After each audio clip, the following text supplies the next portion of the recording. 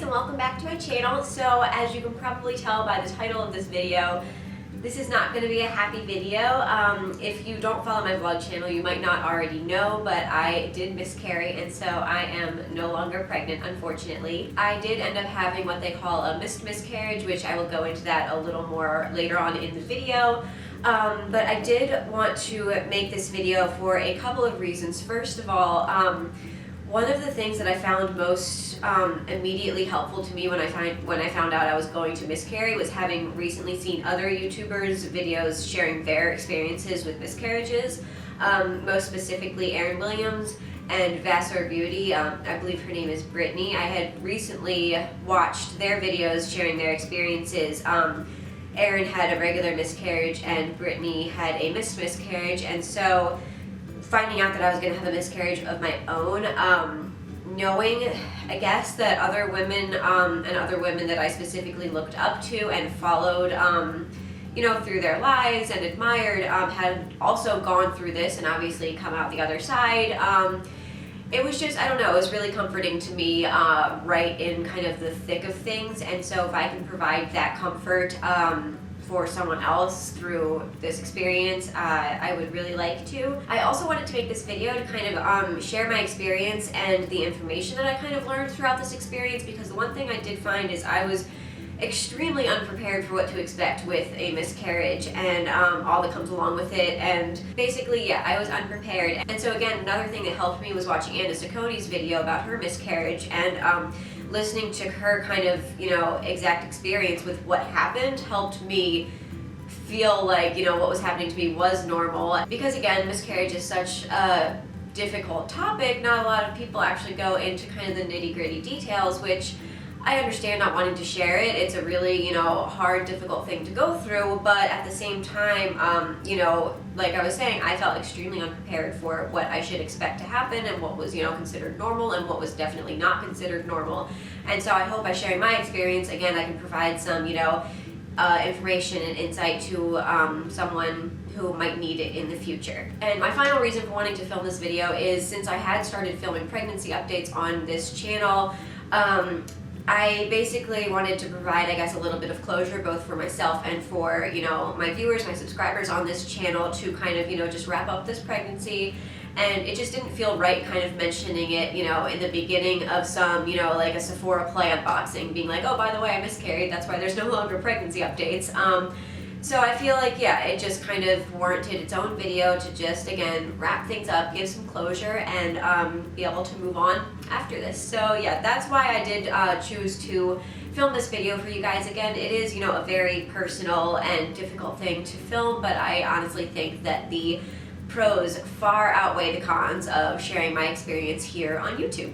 A couple more things before I do actually get into the, I guess, bulk of the video is I am going to be sharing some graphic details about miscarriage, and so if you either know me in real life and don't really want to hear those details, or if you are, you know, squeamish, or just for whatever reason you don't want to hear, you know, actual graphic details about miscarriage, this video probably isn't for you. But again, like I was saying earlier, I think it is very important to share my, you know, experience and the kind of more graphic side of things, because generally people shy away from that, and I think that can lead to a lack of information for women who, again, might go through this and need the, you know, knowledge about what's going on with their body and what is normal and not. So yeah, again, if you don't feel that this video is for you, that's completely fine. I just kind of wanted to preface that with a little bit of a disclosure about what will be contained in this video. But yeah, I think that is enough of an intro, so let's get on into things. So I originally found out that I was going to miscarry at 9 weeks and 3 days. If you had been following my pregnancy journey, you know that my husband and I used a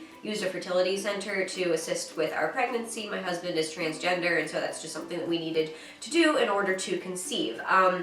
And we actually were lucky enough to get pregnant on our very first attempt, and since getting pregnant, the fertility center had been following along with our pregnancy until I believe around the 8-week mark is when they normally discharge you to your regular OBGYN. However, the way things had just worked out schedule-wise, our final ultrasound with them, which was our third ultrasound, fell on my 9 weeks and 3 days mark. So that is when I went in for what was supposed to be my final ultrasound with them, and they were going to just discharge us. However, during that appointment, they found out while they were doing the ultrasound that the fetus no longer had a heartbeat, and so it was no longer viable. And so this is obviously when I found out that I was going to be having a miscarriage, which essentially means that the fetus passes away, but your body doesn't quite realize it, and so it doesn't miscarry immediately. It just kind of normally takes a couple weeks for your body to catch on and realize, and then pass the pregnancy on its own. In a, typical miscarriage, your body would realize that the fetus has passed or is not viable and would immediately miscarry. However, in a miscarriage, like I said, it just takes a couple weeks for your body to kind of catch up and realize that things are not progressing as they should, and then miscarry the pregnancy. And obviously this was a very, very hard thing to hear.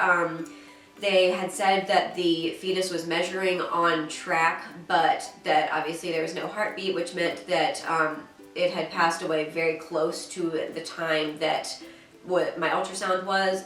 And typically with missed miscarriages, they're kind of found out by chance, because again, you don't really find out that anything is wrong until you get an ultrasound and find that there's no heartbeat, because there's no other real symptoms, there's no bleeding right away. And so normally if you were not going to, a fertility treatment center like my husband and I, we likely would not have found out that we had miscarried until our first OBGYN appointment. And so I am, thankful that we found out, as early as we possibly could have, instead of having to wait the additional, I think we would have waited another 2 to 3 weeks before our first OBGYN appointment. Again, just how scheduling worked out.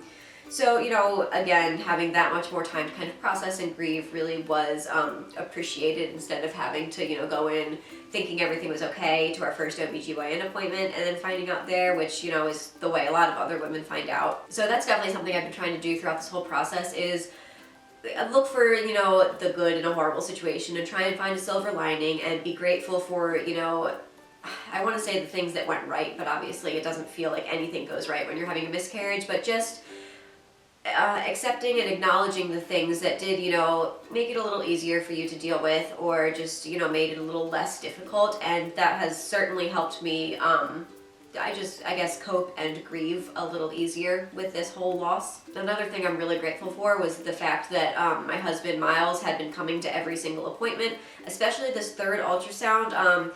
Given the fact that we didn't actually have fertility issues, getting pregnant, we were just simply there to get an IUI because we needed the, medical help getting pregnant. We had 3 ultrasounds at the fertility center, and we were kind of feeling like they were a little unnecessary, and obviously, they were there kind of meant for people who were having, fertility issues. And Miles almost didn't come to that final ultrasound, because to us it was just kind of like, it's just one more thing that we have to do, get over with, and then we can move on with our pregnancy. But I'm so thankful that he had decided to come that day, because I can't imagine having to find out that news all on my own without him there. Obviously, immediately after being told, I just completely broke down, and because this pregnancy was very much wanted, we were very excited about it. And after the doctor did tell us, what was going on, she was actually nice enough, gave us the room and just said, take your time, hang out here as long as you need. And so we kind of just, stayed in that room crying, hugging each other, and just, letting it, really sink in before we had to leave, which again was very nice, because I was in no state to, be out in public and have to walk past people. And yeah, so again, really glad that my husband was there, and from now on, he will definitely be coming to every single appointment with me until things are beyond the safe point. Before the doctor did let us have our privacy, however, she did kind of outline our various options. At that point, I was still very it was very much you see in the movies where you're kind of your hearing is zoning in and out, and I would just kind of zone out and then realize oh right, she's still talking to me, and have to kind of refocus on her, because I was just so trying to take in all this huge devastating information. But she was going over the various options for us, and again, she did send us home with a folder that was supposed to contain some information, but I didn't find the information in that folder very helpful. But essentially we had 3 options. We could just wait things out for the miscarriage to naturally occur.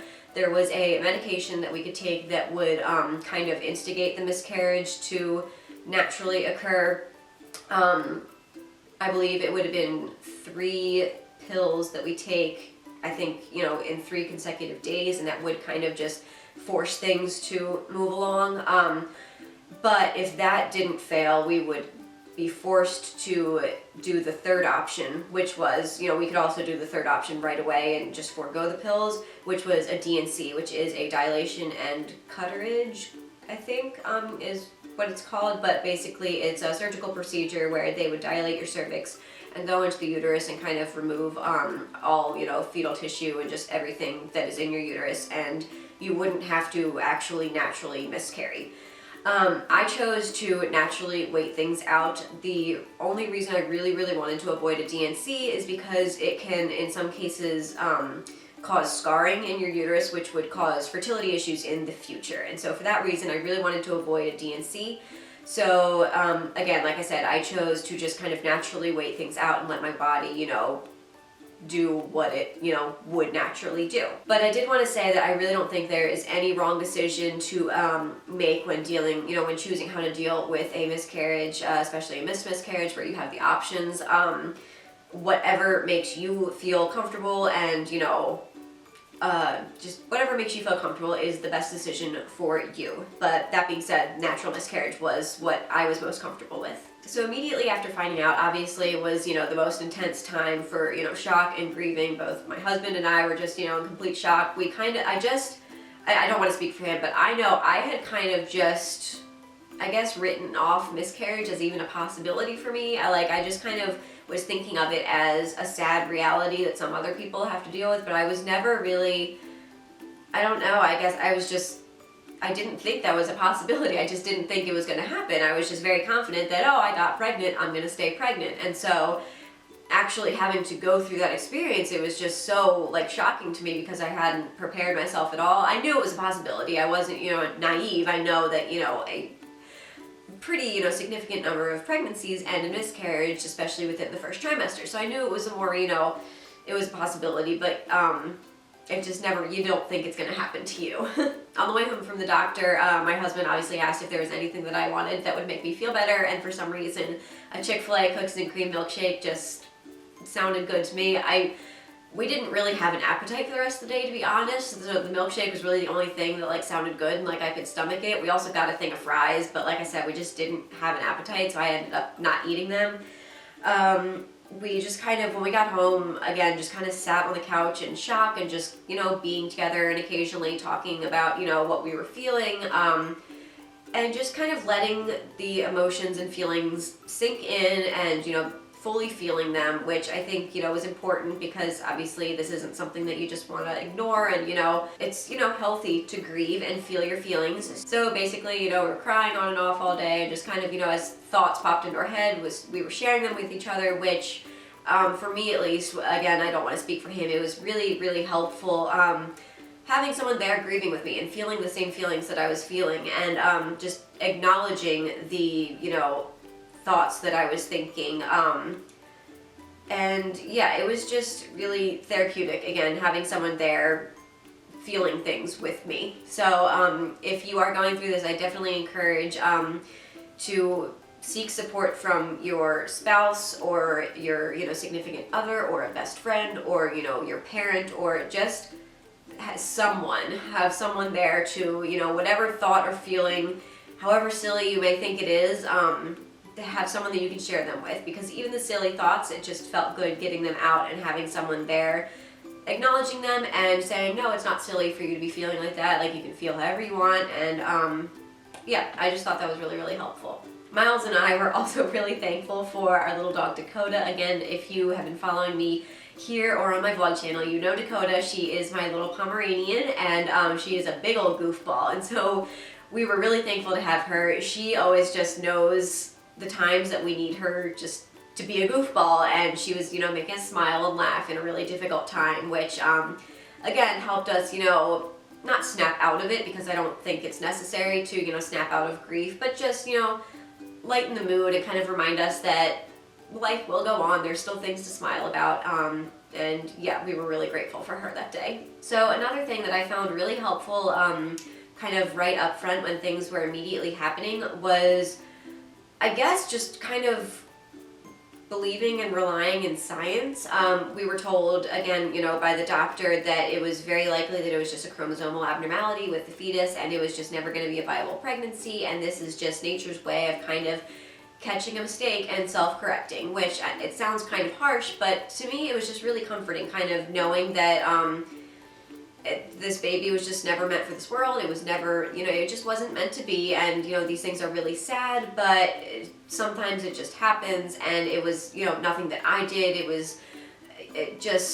wasn't a mistake. It was my body kind of doing what it's supposed to be doing, and again, catching a mistake and fixing it. So that was just really comforting to me.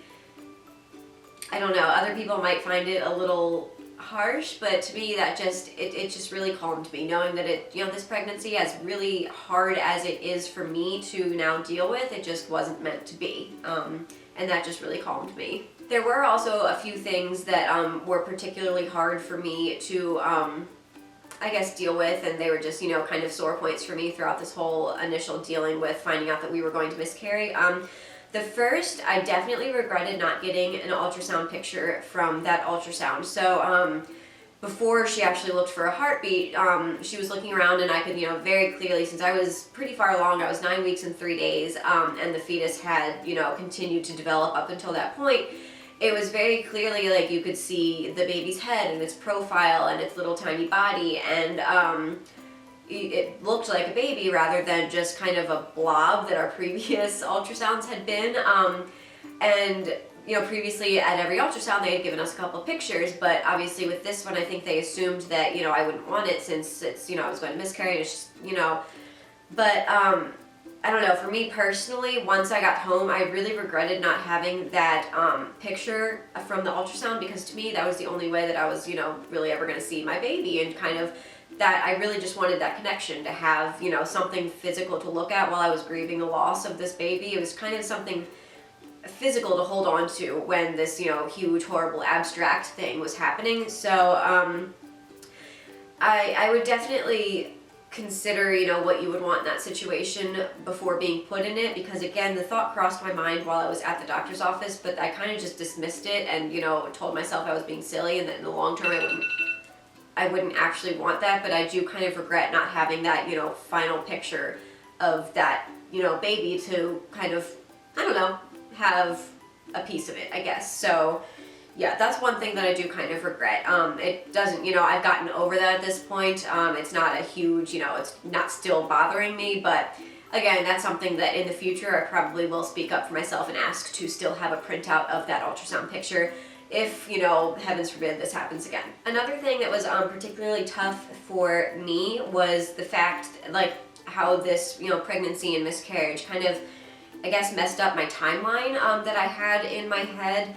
And again, this might not be, experiences that everyone will have, or thoughts, or, difficult things to deal with that everyone will go through after miscarriage, but I am, again, just kind of sharing my experience and the different feelings that I had, just in case someone else out there is having the same feelings and would like to, feel that they're not alone in having these worries. Because again, the timeline thing in the big scheme of things, it really is kind of, I don't want to say shallow, but it's just not the most important thing. But to me, it was just one more thing that I had lost, I guess, with this experience. So I had, gotten attached to my June 14th due date, for example, and I'm really excited about having a summer baby and being able to be pregnant for Thanksgiving and Christmas and my birthday and Mother's Day.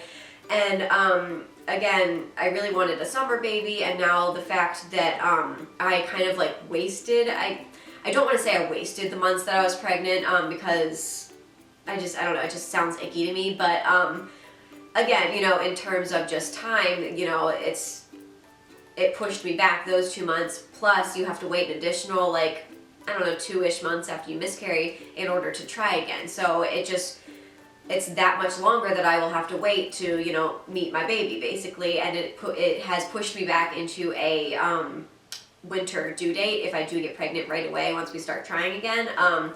Which again, it's just, in the big picture, it's not the hugest deal, but to me, like I said, it's, one more thing that I had gotten attached to that I lost.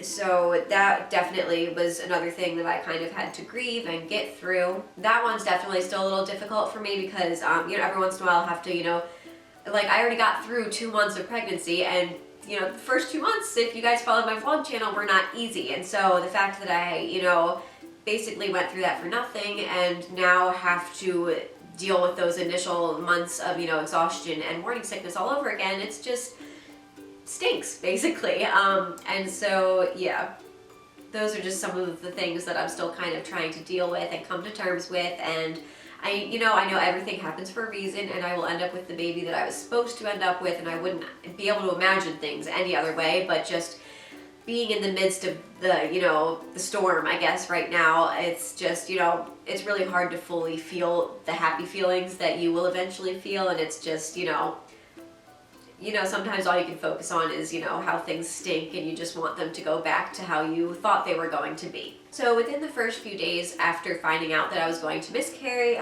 Miles and I started talking about ways that we would like to kind of, cope with this and grieve, and, kind of physical things that we wanted to do to, honor this pregnancy and get over it and move on. Some people, might opt to have some sort of, small funeral service. For us, that didn't really feel right. Some people would want to name their baby. Again, that wasn't really for us. What we decided would, help us to kind of, again, just honor this pregnancy, but also, grieve it and move on, is we will be planting a honeysuckle flower in the spring. So honeysuckle is the birth flower for June. I believe it's one of 2, but the honeysuckle was the one that really kind of touched me because of the meaning behind the flower. So Old Farmer's Almanac says that, again, June's birth month flower is the honeysuckle, which is a strong symbol for the everlasting bonds of love. And so I thought that was just such an appropriate and spot on emotion that, I wanted to convey for this lost pregnancy. And so, yeah, kind of, reading that while I was, grieving in those first day or two, it just really, it just really made me feel better. And so we plan to plant a honeysuckle in honor of this pregnancy once it hits spring. Obviously, it's December now, and so any plant just wouldn't do well. But yeah, we plan to do that once it gets a little warmer. And we're also planning on putting together a memory box. So I definitely collected a few pieces of memorabilia throughout this pregnancy. I was keeping a pregnancy journal, which I actually did continue to fill out. I actually hadn't done so great of filling it out while I was still pregnant, which I do regret. But I do have the pregnancy updates that I put up on my, on this YouTube channel. So I do have those to look back on. And I do have a few memories and stuff recorded in the pregnancy journal, but I did actually write in the weeks where first when I found out that I was going to miscarry, and second when I actually did physically miscarry, I wrote kind of, journal entries in those weeks and my, thoughts and feelings, and I kind of did write a little letter to the baby, which a lot of people do find therapeutic. So yeah, again, I did, it provided some closure, and I don't know, it again was really helpful for me for coping through this. So I have my pregnancy journal. I have some pictures that I took from the pregnancy announcement picture that I took to some bump pictures that I took. I was still very early pregnant, but I had been planning on doing it the whole pregnancy. So but anyways, I have some of those. I have the ultrasound pictures. I actually still have the original pregnancy test, the first response one. The other 2 I just threw away, but I had kept the first response one. And I think that's it. But yeah, I'm planning on kind of putting together all those various items in a memory box. I picked out a really pretty one from Etsy that I really liked. So that's the second thing that we will be doing to honor this pregnancy and grieve. And yeah, sorry if this video is a little bit all over the place. I am trying my best to be concise and to share, make sense and share everything I want to share. I wrote down all the notes that I wanted to share with you guys, and there's quite a lot that I, want to get through, and so I'm not sure how long this video will end up being, but again, I just think it is a very important thing, and I don't want to skip out on anything, so yeah, bear with me. And again, this is, a really hard topic to talk about, and so I'm trying to, get through this and, share everything, but it's also, again, very emotional for me. So, yeah, again, sorry if I don't make a lot of sense in some parts, or if it's a little, jumbled and all over the place, but do the best I can. Alright, so the next thing I wanted to go over was getting through the wait between finding out that I was, going to miscarry and actually physically miscarrying. A lot of people, this would be really difficult, and I honestly thought, so before I had found out that that the fetus had passed and I was going to miscarry, I had thought that I wouldn't be able to bear the thought of still, carrying and being pregnant after knowing that, it's not viable and I was going to miscarry. I thought that would just be, just a really uncomfortable feeling for me, but it actually kind of, I guess it kind of provided, I don't know, it just felt peaceful, and it made me feel like, okay, this is going to happen, but for now, it's safe in my tummy, and it kind of gave me time to, process and wrap my head around things and grieve with, while still, I don't know, having the comfort of having, being pregnant, I guess, and, my baby still being there. And again, this is not how I thought I would react to that situation, but that's how I felt. That was, my gut instinct was just, okay, it comforted me. So there was that. After that feeling kind of, really strongly lasted for about, I want to say 5 days or something after finding out. After that, it kind of got, I wouldn't say it got stressful, because obviously at any point I could have chosen to stop waiting, and I could have either, again, taken the pills, or I could have gotten the DNC, but I did, wait out the entire time until my body naturally miscarried. But the one thing that I started feeling was, unfortunately, hope that the doctor had been wrong and they just somehow missed something. It looked like the heart had stopped beating, but it actually hadn't, because, the longer you don't miscarry, I just, in my head, the more I was like, okay, well, I still haven't miscarried, maybe they were wrong, and, and that did start to get a little hard at the end, because I did know, in the previous ultrasounds, I had seen the flicker of the heartbeat, and then in the last one, I didn't see it. So in my head, I did concretely know that I was going to miscarry, but I guess in that situation, you just can't help but, hold on to anything that, would give you hope that this isn't actually going to happen, and that you get, the happy pregnancy that you had previously thought you were going to have. So that was a little difficult. But the one thing that also did kind of help keep me grounded and know that this really was happening was right around the time that I had that third ultrasound, all of my symptoms had completely stopped. And, that kind of started happening a few days before the ultrasound, and so I had kind of just thought I was rounding the corner into the second trimester, and that, my morning sickness was just going away, because you hear about how that's how it happens, is that, one day that the woman is feeling morning sickness, and then the next day she wakes up and it's just gone. So that's kind of, I just thought that my morning sickness was going away, and I was, just thankful that I was feeling better. But yeah, slowly after that, every single pregnancy symptom that I had been experiencing just started, going away. And so when I kind of would get in my head being like, oh, maybe this isn't happening, I would remind myself that, I don't have any symptoms anymore. So, and I saw that there was no heartbeat.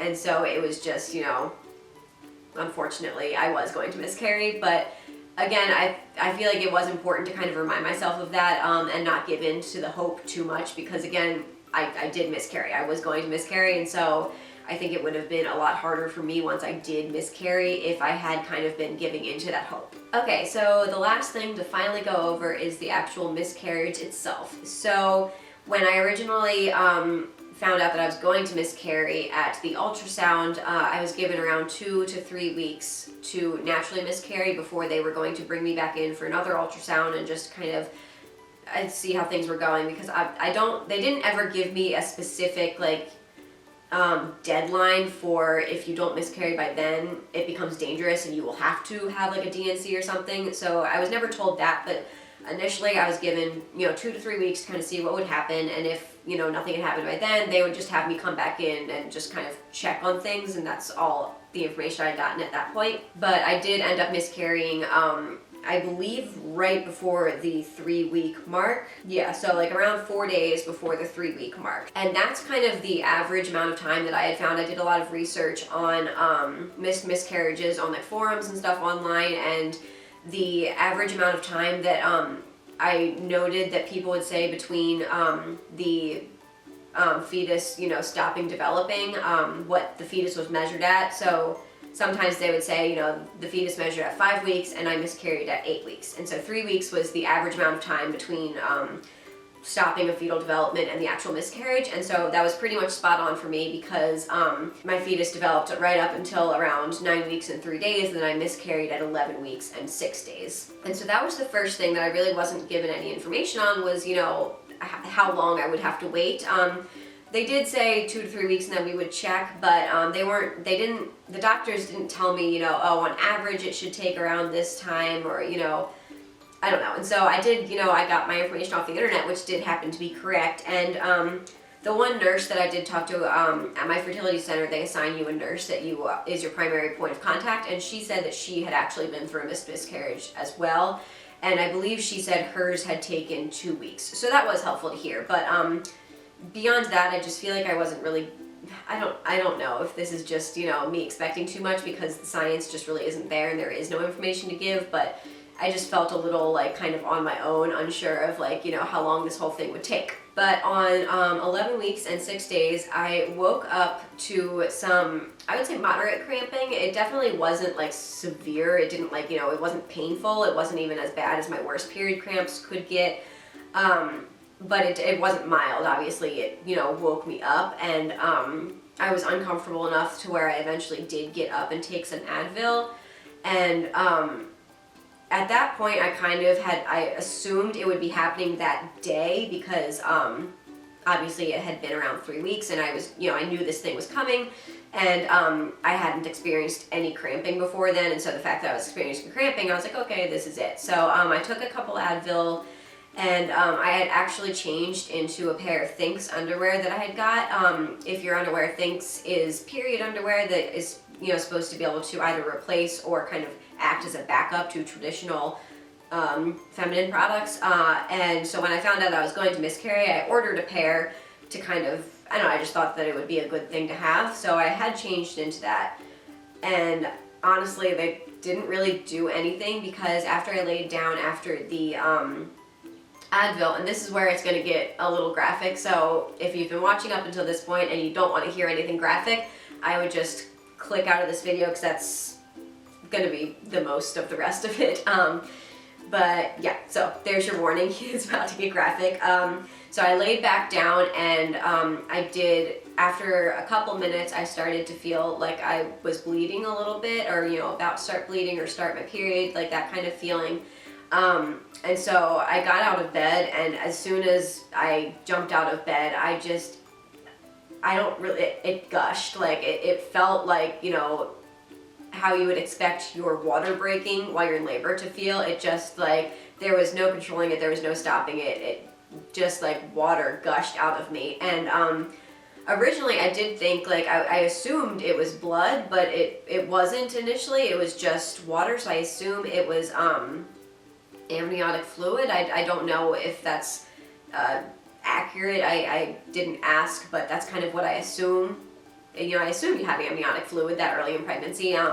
So that's what initially came out. And so, you know, obviously I kind of like screamed initially, because it was just such a shocking thing that had never happened to me before. And that woke up my husband. And so I told him that I was bleeding, but then I later realized, like, I, you know, looked at my hands, and it was kind of, you know, down my legs, and it wasn't bleeding, it was just water. But I ran to the bathroom, and at that point, I, you know, sat on the toilet, and a lot of blood started coming out. It definitely was coming out in gushes. It was a lot. It was definitely a little scary, because I don't know what I was really expecting, but again, you don't really hear women talk about, you know, what an actual miscarriage is like, so I had no preconceived notion of what to expect, or, you know, I was kind of just expecting a period, a heavy period, I guess. I don't really know what I was expecting, but it just, you know, it's shocking having never experienced anything like that. And to be honest, it's a little scary. Even, you know, even though I was 100% expecting to have a miscarriage, it was, you know, it's scary. So I was probably in the bathroom for 15 to 20 minutes, just kind of on the toilet, letting things run its course. The fetal tissue did pass in that initial time. I don't know if that is typical or not. And again, I was far enough along that I was able to like see that I had passed the fetus. If you're earlier in pregnancy, you might not be able to, but yeah, so that happened. And then after around 15 to 20 minutes, it kind of stopped. And I assumed at that point, honestly, that it was over. And so I put, you know, a massive pad on because I assumed I was going to kind of keep bleeding like, you know, a normal period for at least a little bit after that. And then I went back to bed and I woke up and I had bled way through the pad. And so what happened basically for the rest of the day is I was pretty consistently gushing, like having these gushes of blood come out. And just before I get into the rest of the story, my experience is not typical, so I ended up hemorrhaging and losing way too much blood, so I was bleeding more than is normal or healthy, and so I did have to go to the emergency room. So if you're watching this, hear my story, but know that this is not normal for a miscarriage. But again, with the not having enough information, it took me all day to kind of really know that this was not good enough, that I needed to go to the ER, because they tell you that if you go through, I believe, more than one pad an hour, that's too much and you should go to the hospital. However, I don't use pads. So it was kind of hard for me to tell when one was really used up, and I don't know, it was such kind of an abstract measurement for me that it just, you know, I didn't want to overreact and then go in and have them be like, no, sorry, this is normal, honey, you know, go on home. But I was basically like every 15 minutes, I was also kind of, you know, running to the toilet to try and, you know, get as much blood in there as I could so that I didn't run through, you know, a bajillion pads. And that honestly should have been kind of a trigger that this wasn't, you know, a normal miscarriage amount of blood. And later in the evening, you know, my husband and I were doing research, and what he found is essentially you should have like, you know, the initial maybe like hour or two or so of heavy bleeding, and then it should taper off to be like, you know, a regular period. However, from 8 a.m. all the way until 10:30 p.m. when we decided to go to the hospital, I was bleeding very heavily, and like I said, I was having to run to the toilet every 15 minutes for these gushes of blood, and there was a lot of clots, which I don't know how normal the amount of clots that I passed is, but I definitely passed a lot of clots, and they were very large. Some where I would say the largest were maybe like that big for reference. Okay, my camera stopped recording, and so I have to backtrack a little bit. I hope I don't miss anything, but if I also like repeat something, I'm sorry, but I just kind of don't know what my camera caught and what it didn't. But so during the day, I was very like unconcerned about the amount that I was bleeding, mostly because I wasn't experiencing any pain. And I do feel very lucky that I wasn't, because I'm pretty sure it isn't uncommon to experience, you know, pretty bad cramping while you're miscarrying, but I didn't have any pain or any cramping throughout pretty much the whole process. But that, again, also kind of gave me a false sense of security, kind of thinking that if something was actually wrong and I was bleeding too much, that I would have cramps. And so the fact that I didn't made me think that everything was fine and running as it should be, which it wasn't. The point that I did start to worry was around 5 or 6, and that's, again, after heavily bleeding all day long. And I called my mom to kind of get her opinion and to get someone, you know, I don't know, like, I would have talked to my husband, but again, he's a pretty worrywart, and I didn't want to worry him. And I also, like, he wouldn't have been able to be completely unbiased, which, again, my mom, you know, has, you know, she's not completely unbiased, but I felt like she would have been able to more rationally kind of think through whether or not I needed to go to the hospital. So anyways, I called her, and she also handed the phone off to my dad, who happens to be a doctor, and so I was telling him, you know, my symptoms and what had been going on, you know, throughout the day. And at that point, I had gone through 9 pads, but again, that was also with me kind of running to the bathroom every 15 minutes to try and bleed as much as possible in there. And so, yeah, I had been bleeding excessively. And I was also starting to get lightheaded, which by that point I had kind of looked up the signs and symptoms to look out for while you're miscarrying, and one of them is lightheadedness because you're losing blood. And so it had kind of gotten harder and harder for me. I started the day in my living room on the couch and kind of, you know, going to the bathroom as I needed, but then as I started needing to go more often and it was too much for me, I moved into my bed and just kind of hung out in my bed all day since it was right next to my master bathroom. And even getting, you know, from the bed to the bathroom and then back again was getting really, just really draining and tiring on me. And if I was standing up for any longer than literally lying in the bed to sitting on the toilet, I would get lightheaded. I also did take a shower that day, and I wasn't physically able to stay standing in the shower because I just got so lightheaded, so I needed to sit down the entire time to, you know, wash my hair, wash my body and everything. And so that also kind of was what really triggered me that I should be thinking about, you know, this might not be normal because I couldn't even stand up to shower. So when I was talking to my dad, what he recommended I do is to lay down on my bed and once I'm at a completely calm state, take my pulse. And I did that, and it was 80 beats per minute, which is a pretty healthy pulse. And then he said, stand up, wait 2 minutes while you're standing, and then take your pulse again. And the first time I attempted to do that, I wasn't even able to stand up for the full 2 minutes before getting so lightheaded that I almost blacked out. So I think I made it about a minute and a half before I just needed to sit down. I couldn't wait to take, you know, to get my pulse. I just needed to sit down. And that was pretty alarming, kind of knowing that I wasn't able to stand up for 2 minutes. So at that point, he said that he would recommend going to the ER just to be safe. He also, my mom had also recommended that I call the on-call nurse for my fertility clinic, which I had done, and at that point I was just waiting to hear back from her. But once she did call me back, I kind of told her again, you know, everything that I had been experiencing throughout the day, that I was getting lightheaded. I told her my, you know, the little pulse test that my dad had me do.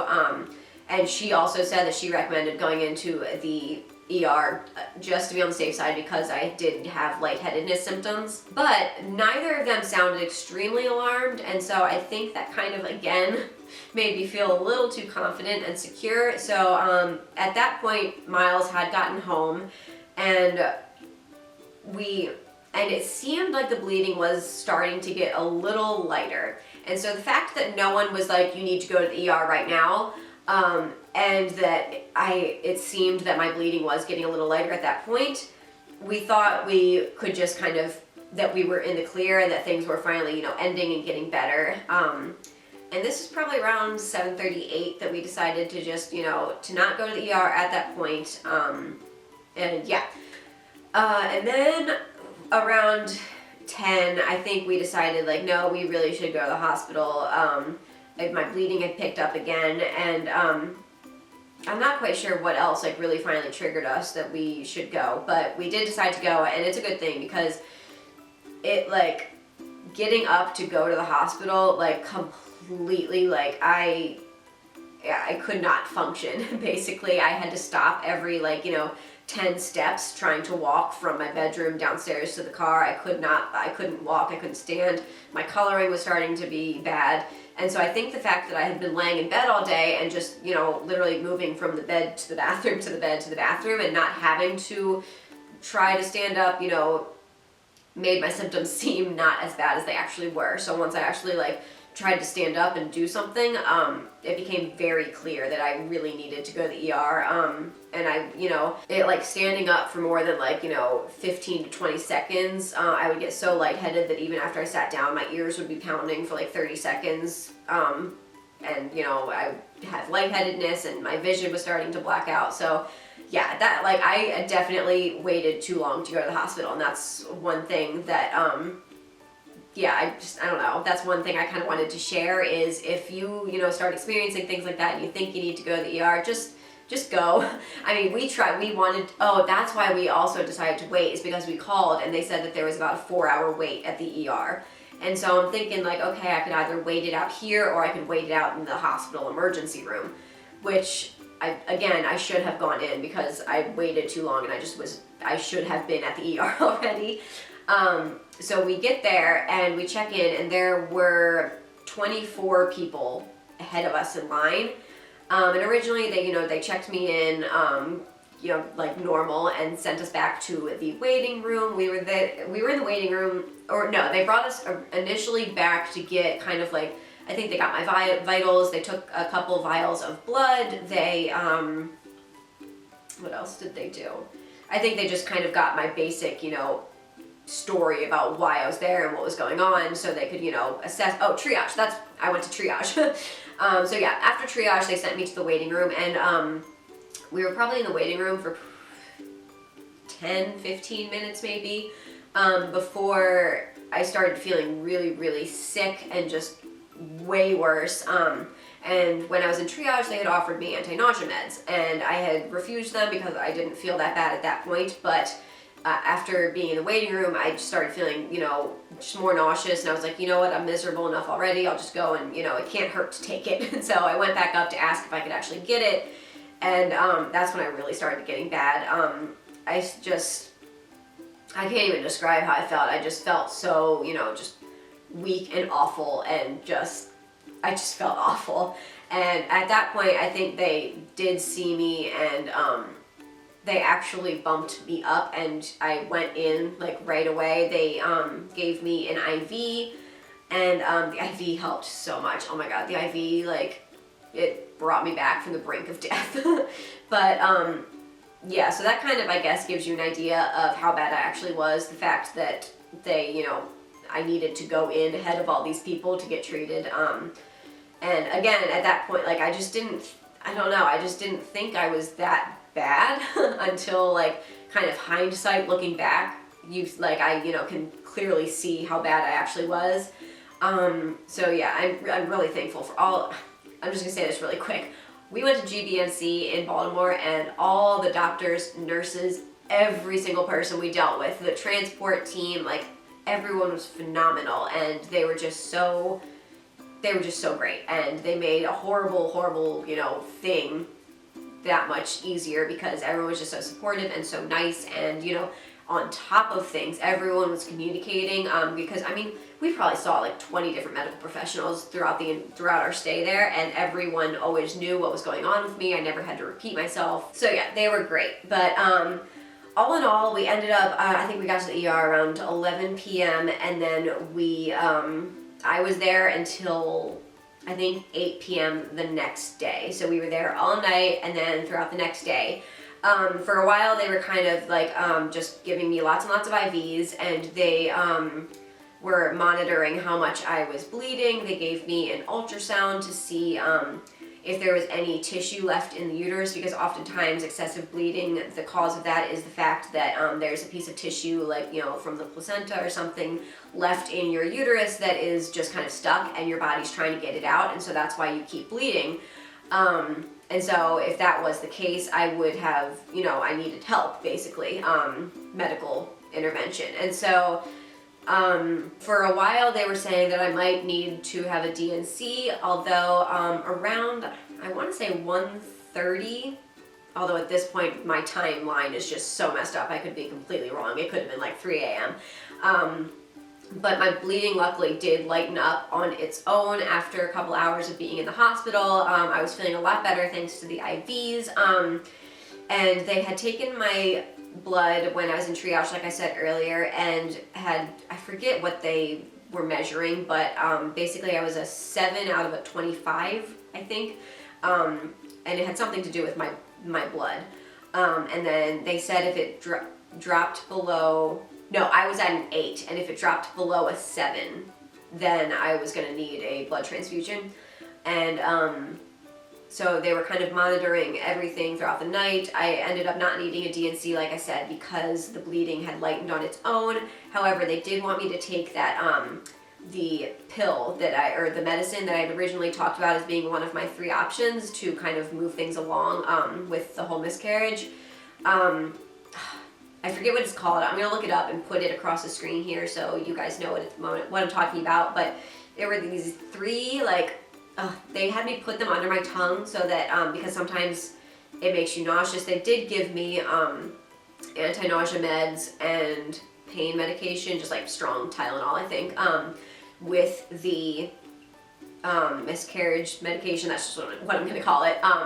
Because it can cause extreme cramping, and it can also make you nauseous. And so they had me put it under my tongue in case I got sick, I would still get the medicine in my bloodstream. Luckily, again, I didn't have any cramping from it, and I didn't get any nausea from it. Taking the medication was unpleasant. It like just kind of dissolved into this extremely chalky texture. It was gross, but they gave me that, and that was supposed to kind of start the bleeding up again, but I think by then I had passed everything majorly that I was going to, and so I didn't even really start bleeding more after I took that, luckily. So like I said, my bleeding pretty much lightened up and almost like stopped, so I didn't need any more intervention. However, at that point, the blood thing that they were measuring and, you know, checking to see if I needed a transfusion had dropped to a 6.2, so I needed a transfusion. I got 2 bags of blood, and again, that made me feel really good. I left the hospital with so much more energy than Miles. I felt so bad because obviously we hadn't slept the entire night before while, you know, we were getting all this figured out and I was getting treated, and you're getting checked every 15 to 20 minutes. And yeah, so we just kind of got half an hour of sleep here, hour of sleep there, just kind of like pieced together. We did not sleep, but with all of my IVs and blood transfusions, I was feeling pretty nice by the time I left the hospital. But yeah, I'm pretty sure that is it. This is probably the longest video I've ever filmed, but like I said, I really wanted to make sure that I got in as much details and information as I could because, yes, it's a horrible situation that I had to go through, and it just really stunk all around. I would love if something good could come out of it, and that good I'm trying to, bring out of it is sharing information to someone else who might need it. And if not information, just kind of support and knowing that, sharing that you're not alone in either feelings or experiences or whatever it may be. So yeah, I really, really hope this video can help someone else out. And if you are watching this video because you're going through a miscarriage or a missed miscarriage, just know that my heart is with you. I'm so sorry for what you're going through, and you will get through it. I am now almost a week after my miscarriage started last Thursday, and it's now Wednesday. So I'm almost a full week after my miscarriage, and again, I do want to say one more thing is that honestly, I feel like it was a blessing having a missed miscarriage, because going through the whole thing of, hemorrhaging and losing too much blood and the whole physical ordeal of actually miscarrying and going to the hospital, I was so thankful that I also wasn't dealing at the same time with the emotional pain of miscarrying and finding out that I am miscarrying. So having those couple of weeks to deal with the emotional side of miscarriage before having to deal with the physical miscarriage was extremely helpful for me. So that's another kind of silver lining if you're having trouble thinking of ones on your own. But yeah, that's my story. I really hope it helps you. And again, I hope this kind of, can help me provide some closure, for this pregnancy and move on. My husband and I are definitely planning on trying again. This was only, like I said, our first attempt at pregnancy, and so the fact that we did get pregnant on the first try was extremely lucky and fortunate. So I am hopeful that that will happen again the next time we try, hopefully, and hopefully that one's a little stickier than this one. But we do, after miscarriage, they recommend that you get 1 cycle back before trying. I believe this is because the hormones that are detected with ovulation tests, you can spike several times in between your miscarriage and your first cycle. So my fertility center recommended waiting to get a normal period, and then after that we can attempt pregnancy. So that will probably be sometime in January, I'm estimating. But yeah, we will definitely be planning on trying again as soon as we can. I wasn't sure how I would feel about that and if I would want to try again right away, but especially considering the amount of time buffered in between losing this pregnancy and being able to try for the next one, I definitely feel confident that we are and will be ready to try again next time. And the last thing I did want to touch on before I ended this video is whether or not I regret sharing my pregnancy from the beginning, both with people in my real life and so publicly on YouTube. And Miles and I both talked about this before we, talked to anyone else about it, about whether or not we do regret it. And we both agreed that we did not regret it. So when we did initially make the decision to share with, our networks, our families, and our, on YouTube, we knew that there would be a possibility that we would have to then come back and say, hey, we miscarried, this is happening, and then have to, publicly share that experience. And so I didn't go into this completely blind. And again, I am really thankful that I can use this experience to help others potentially. So yeah, being able to potentially help others go through this is in turn helping me deal and grieve and, cope with this sad experience. Another reason that I don't regret sharing it is because you probably know I also have a daily vlogging channel, and having to go through a whole pregnancy and then having to go through a whole pregnancy loss while not being able to even acknowledge that it's happening, I feel like would have been 10 times harder to do than having to, share that I'm going through this painful time. So, again, I really liked being able to be excited about my pregnancy and share it. And I do have those really happy memories to look back on. And this pregnancy won't just get swept under the rug and forgotten because, for me, obviously I will never forget this. And so, I don't know, it just felt good not having to hide it like it was this, horrible secret or just pretend it didn't happen. And again, while I'm grieving, if I weren't able to share that I was going through this, I don't know how, it would have just been so much harder for me dealing with, that, I guess.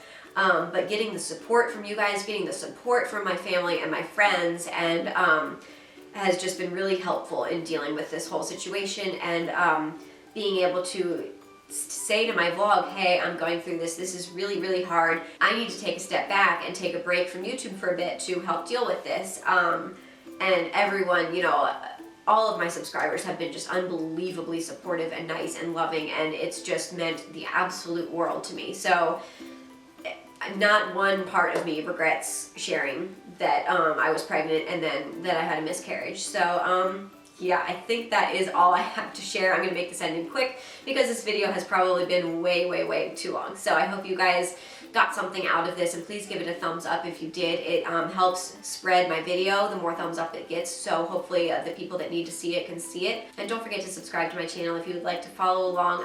I share all sorts of lifestyle videos, and I will see you guys in my next one. Bye!